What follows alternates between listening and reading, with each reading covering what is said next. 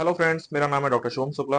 आज हम एक नए टॉपिक पे बात करेंगे जिसका नाम है गैस्ट्रोएंटेराइटिस या कॉमनली लोग इसको गैस्ट्रो गैस्ट्रो के नाम से जानते हैं। गैस्ट्रोएंटेराइटिस में क्या होता है? मैं आपको थोड़ा डिटेल में बताऊंगा कि ये क्यों होता है और जब ये होता है तो क्या सिम्टम्स रहते हैं और ये ना हो उसके लिए क्या कर सकते हैं। सबसे पहला है कि ये एक वायरल इन्फेक्शन है जो कॉमनली होता है जनरली पारो वायरस से, और बहुत रेयर होता है कैनन कोरोना वायरस। इसके अलावा और भी हो सकता है, जैसे कि फॉरेन बॉडी की वजह से हो सकता है, फूड पॉइजनिंग हो सकता है, टॉक्सिसिटी की वजह से हो सकता है, और बहुत सारे फैक्टर्स हो सकते हैं, लेकिन कॉमनली वायरसेस का ज्यादा कॉमन है और ज्यादा डेंजर। ये ना हो इसके लिए आप अपने पेट को वैक्सीन कराएं, जिसमें वैक्सीन में एक वैक्सीन होता है DHPPL, जिसमें पी से पारो वायरस का नाम है, और दूसरा एक वैक्सीन होता है कैनन कोरोना। ये दोनों वैक्सीन आप जरूर कराएं। ये जब होता है तो इसमें सिम्टम्स क्या होते हैं? पहला सिम्टम है वोमिटिंग होता है, दूसरा सिम्टम है कि लूज मोशन होता है, और लूज मोशन में ब्लड आता है। ऐसे केसेस में अगर आपके पेट को कभी वोमिट होता है तो सबसे पहला है कि आप उसको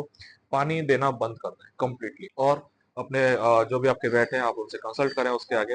दूसरा है कि ये हो गया एक एक्यूट। दूसरा एक्यूट में एक और मैंने कंडीशन बताई थी, फॉरेन बॉडी। आपके पेट की अगर हैबिट है कुछ भी उल्टा सीधा खाने की, थोड़ा सा उस पर ध्यान रखें, और उसके रीच से पॉइंटेड सामान को हमेशा उसकी रीच से दूर रखें।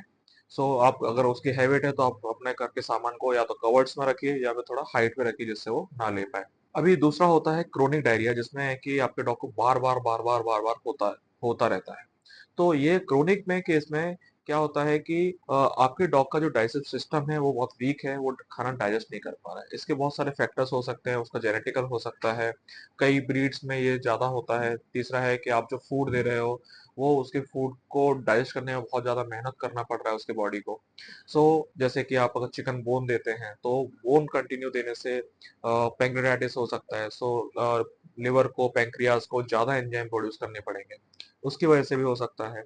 और बार बार अगर हो रहा है तो आप अपने वेट से कंसल्ट कीजिए। और मैं तो जनरली गैस्ट्रो फूड सजेस्ट करता हूँ, मेडिकेटेड फूड आते हैं, आप कंप्लीटली उस पर रखिए और फाइबर सप्लीमेंट्स पे रखिए, जिससे उसका स्टमक स्ट्रांग हो जाए। देन आप स्लोली उसको दूसरे फूड पे शिफ्ट करना है। Thank you.